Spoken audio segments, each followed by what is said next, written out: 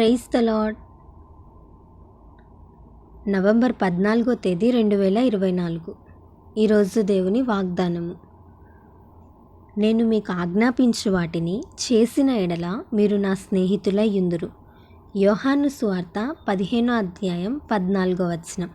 ఈ వాక్యం ద్వారా మనం తెలుసుకోవాల్సిన విషయం ఏంటంటే, ఈ వచనం ఆజ్ఞతో కూడిన వాగ్దానం. దేవుని స్నేహితులుగా ఉండే గొప్ప భాగ్యాన్ని, ధన్యతను దేవుడు మనకిస్తున్నాడు.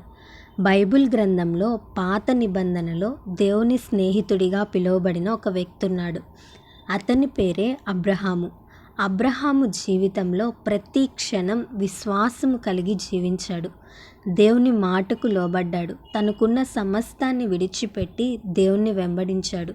దేవుని స్నేహితుడిగా తీర్చిదిద్దబడ్డాడు. అబ్రహాము దగ్గర దేవుడు ఏ విషయాన్ని దాచిపెట్టలేదు. సొదొమ గొమొర పట్టణాలను నాశనం చేయాలనుకుంటున్న విషయాన్ని కూడా దేవుడు ముందే అబ్రహాముకు తెలియచేశాడు. అంటే వారిద్దరి మధ్య ఎలాంటి అనుబంధం ఉందో మనకు అర్థమవుతుంది. ఆనాడు అబ్రహాముకి ఇచ్చిన భాగ్యాన్ని ఈరోజు దేవుడు నీకు కూడా ఇవ్వాలని ఆశపడుతున్నాడు. కానీ తన ఆజ్ఞలను అనుసరించి తను చిత్తానుసారంగా జీవించినప్పుడే దేవుడు మనకు ఆ భాగ్యాన్ని ఇస్తాడు. ఆయన చిత్తాన్ని, ఆయన మార్గాలను, ఆయన ఆజ్ఞలను మనం ఎలా తెలుసుకుంటామంటే, దేవుని వాక్యాన్ని ధ్యానించినప్పుడు, దేవుని సన్నిధిలో ప్రార్థించినప్పుడు, దేవునితో సహవాసము చేసినప్పుడు. ఈ లోకంలో మనకు కూడా చాలామంది స్నేహితులు ఉంటారు కదా. కానీ నిజముగా మనకి కష్టం వచ్చినప్పుడు వారెవ్వరు మన దగ్గర ఉండరు, మనల్ని విడిచిపెడతారు. కొంతమంది స్నేహితులైతే వంకర త్రోవల్లో మనల్ని నడిపిస్తారు, పాపానికి ప్రేరేపిస్తారు, నీ జీవితం దిగజారిపోయేలా చేస్తారు. ఈ ఉదయకాల సమయంలో ఈ వాక్యం వింటున్న నీవు ఎలాంటి స్నేహితుల్ని కలిగి ఉన్నావు?